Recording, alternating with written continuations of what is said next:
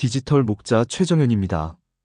이 세상에서 일어나는 질병, 정신이상, 사이코패스 범죄 등에는 반드시 2000층 악령들이 관련되어 있다는 사실을 인지해야 합니다.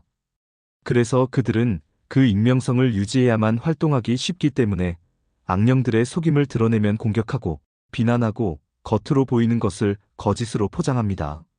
한국의 귀신론을 추징이는 자들은 마치 악령이 독립적으로 믿는 자를 공격할 수 있는 것처럼 말하고 자기들만이 특별한 축사할 방법과 권위를 가진 것으로 포장하지만 믿음의 전사들은 오직 예수 그리스도의 말씀으로만 이런 갇힌 귀신이라고 부르는 것을 보내버린다는 것을 알아야 한다.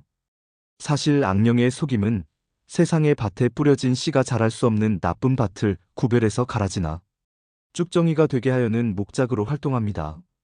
그러나 그들도 이것을 알지만 높은 등급의 악령들의 고문이나 괴롭힘으로 일을 합니다. 그들도 그들의 악행을 벗어날 수 없다는 것을 잘 압니다.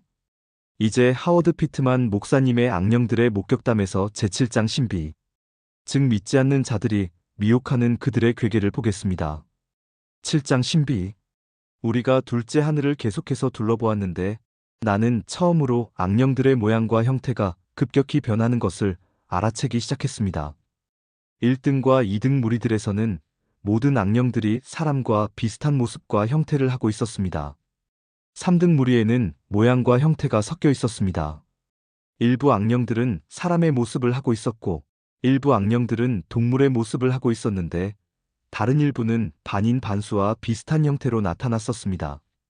등급상 4등이었던 무리에게서는 모든 모양과 형태가 동물들 또는 알려지지 않은 존재들과 같았습니다. 이 네 번째 등급의 무리는 내게 강조되었던 5무리들 중에 하나가 아니었습니다. 이 사실만으로도 나는 그들이 마지막 때의 공격에 선도적 역할을 하지는 않는다는 것을 알았습니다. 그러나 그들은 그들의 주요 보조적 역할들 때문에 중요합니다.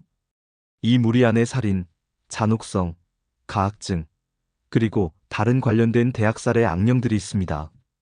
그들의 전문 영역을 보면 선도적인 악령들에게 그들의 보조적 역할이 얼마나 중요한지를 상상하기가 쉽습니다.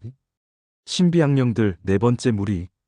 그 다음에 단지 내가 뭐라고 불러야 할지를 몰라서 그냥 신비 악령이라고 부르는 악령들의 무리에게로 갔습니다. 이것이 나에게 강조되었던 네 번째 무리였습니다. 이것은 선도적 무리들 중에 하나였는데 이것이 가장 중요한 무리였을 수도 있습니다. 이 특정 무리에 관련되어 내가 보도록 허용되었던 것들 중 많은 것들은 내 기억에 보유되지 않았습니다. 나는 그들의 모양이나 형태를 기억하지 못하고 그들 무리의 이름이나 그 무리 안에 어떤 개별적 악령에 대해서조차 알지 못합니다.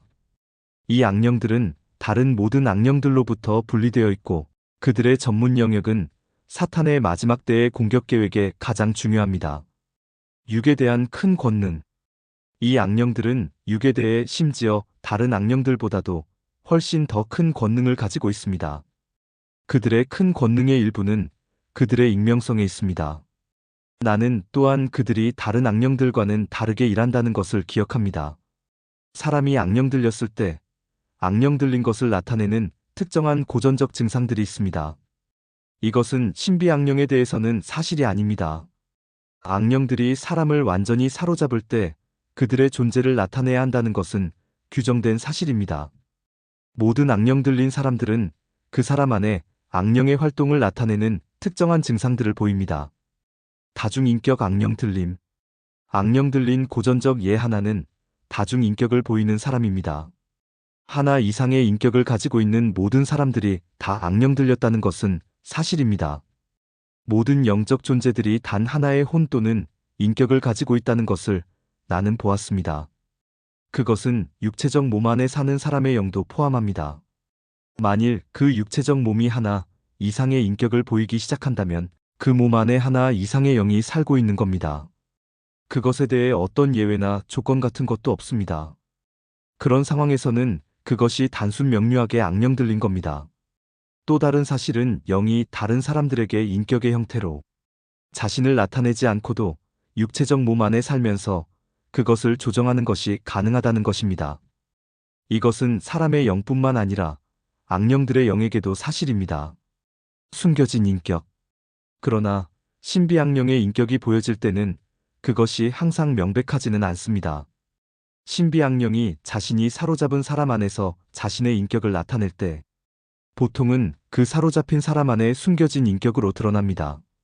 예를 들면 예전에 선하고 깨끗한 기독교인의 삶을 살았었던 한 남자가 있었습니다.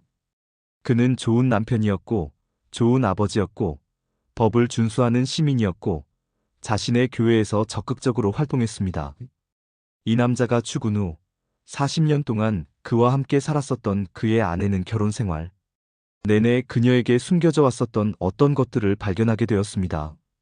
그는 그의 작업실 뒤편에 숨겨진 작은 방을 준비해 놓았었습니다. 이 방은 사적이었고 그가 거기 있지 않을 때는 그것을 잠가 놓았었습니다. 그의 죽음 후에 그의 아내는 많은 외설적 물건들과 사진들이 그 방에 숨겨져 있는 것을 발견했습니다. 이 남자는 그와 평생 같이 살았었던 동반자조차도 알지 못했었던 숨은 인격을 가지고 있었습니다.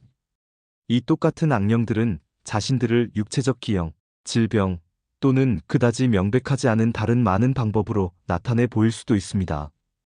이 악령들을 다룰 때는 다른 접근 방식이 필요합니다. 마태복음 17장 21. 책임성의 수준.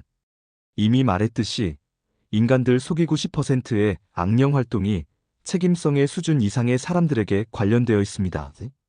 책임성의 수준 미만의 인간들 속에서의 그들의 활동은 10%를 넘지 않습니다. 내가 책임성이라는 단어를 사용할 때는 선택을 할 능력이 있는 인간들에 대해 말하는 겁니다. 내가 책임성의 수준 아래에 있는 사람들이라고 할 때 그런 사람들은 선택을 자유롭게 할 수 없는 사람들입니다. 악령들이 인간들에게 일하는 모든 경우들에 있어서 그 인간의 주권적 의지가 고려되어야 합니다. 인간이 선택을 할 때 그는 자신의 주권적 의지를 행사하고 있습니다. 사람은 하나님의 형상으로 만들어졌습니다. 그의 주권적 의지는 그 형상의 일부입니다. 사람이 선택을 할 수 없을 때는 자신이 하는 일에 대해 책임이 없습니다. 그가 그 선택을 의지적으로 포기하지 않는다면 말이죠. 예를 들어 마약들, 초월 명상법, 최면 또는 그런 방식의 어떤 다른 것을 통해 의지적으로 자신을 의식 변성 상태로 데려가는 것 말입니다. 아이들 속의 악령들. 악령들이 선택의 여지가 없는 사람을 통해 일할 때는 그 사람의 탓이 아닙니다. 이것은 책임성의 수준 아래에 있는 아이들이 악령 들리는 경우입니다. 악령들은 아이들을 통해 일을 할 수 있고 또 그렇게 합니다. 책임성의 수준 아래에서의 악령들의 활동은 그들은 전체 활동의 10% 미만으로 제한되어 있고 면밀히 규제되고 있습니다. 책임성의 수준 아래에 있는 이들 속의 모든 악령 활동은 허락을 받아야만 합니다. 그럴 때도 허락이 주어지기 전에 특정한 상황들이 존재해야 합니다. 이것은 신적인 허락이고 단 2가지 방법 중에 하나로만 얻어집니다. 신적인 허락을 받는 하나의 방법은 사탄이 그것을 구해야 합니다. 욥기 1장 12. 두 번째 방법은 하나님께서 신적인 형벌로서 그것을 선고하셔야 합니다. 시편 78장 49.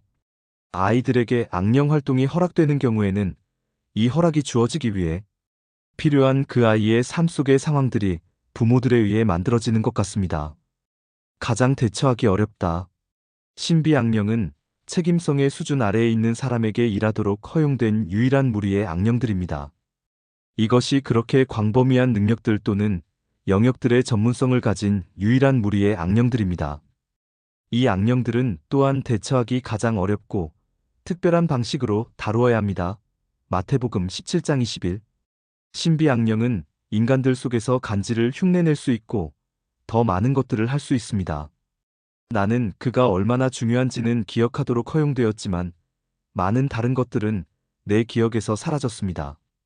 나는 내가 기억하도록 허용되었던 것을 여러분에게 보고했습니다. 신비 악령에 대해 내 마음속에 정말로 두드러지는 한 가지는 그의 커다란 힘이 인간의 삶 속에 익명적으로 남아있는 것에 의존하는 듯하다는 사실입니다. 내가 신비 악령이 책임성의 수준 아래의 인간들을 통해 일할 때 사용되는 유일한 악령이라고 말했을 때 그가 단지 그런 경우들에만 제한되어 있다고 암시할 뜻은 없었습니다. 절대 그렇지 않습니다. 그는 나머지 악령들과 마찬가지로 모든 인간들 속에서 자유로이 일합니다. 정신 이상. 이 특정 악령의 등급은 모르겠지만 그가 다른 악령들에게 잘 존중받는다는 것은 압니다. 나는 또한 그가 우리가 인간들 가운데 정신 이상이라고 부르는 것과 어떤 관계가 있다는 것도 기억합니다. 나는 그가 그것을 어떻게 하는지는 모르지만 그가 사람의 영과 두뇌라고 물리는 신체 기관 사이의 조정선을 방해하는 것처럼 보입니다. 마음이라고도 불리는 사람의 영은 어떤 종류의 보이지 않는 통신선을 통해 신체적 두뇌를 제어하는데 두뇌는 다시 육체적 몸을 지배합니다. 우리는 두뇌 기관이 몸에게 통신하는 선이 신경체계를 통해서라는 것을 압니다.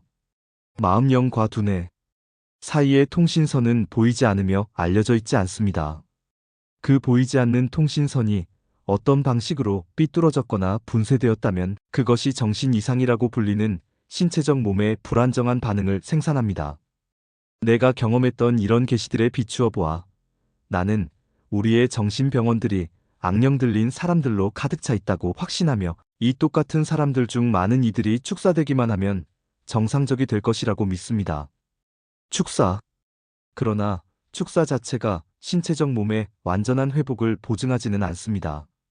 성경은 우리에게 축사가 단지 인간을 자기가 있어야 할 자리로 돌려놓는 첫 번째 단계일 뿐이라는 압도적인 증거를 줍니다. 예수님은 그것을 이전에 지저분한 세입자가 쫓겨나가고 청소된 집에 비유하셨습니다.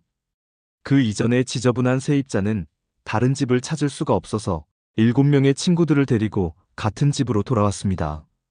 그 집이 청소된 후에 문이 잠겨져 있지 않았었습니다. 그래서 그 사람의 나중 상태가 처음 상태보다 7배나 더 나빠졌습니다. 이것은 모두 다 성경에 있다. 우리가 악령들에 대해 배울 것이 많습니다만 우리가 그들에 대해 알 필요가 있는 모든 것들이 성경에 있습니다. 왜 그런지 인류는 성경이 이 주제에 대해 말하는 것을 간과하는 경향이 있습니다. 사람이 이 부분의 성경 구절들을 간과한 이유들 중에 하나는 이 악령들이 익명으로 남아있으면서 사람에게 악령들이 존재하지 않는다고 확신시키는데 성공적이었기 때문입니다. 성경은 계속해서 악령 활동들에 대한 진술을 합니다. 사람이 할 일은 성경에서 이 주제에 대해 적힌 모든 자료들을 찾아보는 것뿐입니다. 그러면 그들이 얼마나 실제적이고 성경이 그들에 대해 얼마나 많은 부분을 할애하는지를 보게 될 것입니다. 나는 이 책이 기독교인들의 삶의 매일의 싸움 속에 필요한 도구로서 성경을 대체하게 하려는 의도는 결코 없습니다. 이것은 단지 보조적인 의도일 뿐이고 결코 악령들을 싸울 힘을 생산하도록 설계되지는 않았습니다. 왜냐하면 그 힘은 유일한 근원이신 성령께로서만 나오기 때문입니다. 과거에는 아이들 속에서의 대부분의 악령 활동이 이교도나 동방 신비, 종교들을 행사하는 나라들에 국한되어 있었습니다. 나는 정말 어느 정도까지 관련이 있는지 또는 관련이 있는지조차도 확실히 모릅니다만 많은 인구가 거짓 종교들을 믿고 행사하는 곳에서 아이들 속의 악령 활동이 훨씬 많다는 것은 압니다.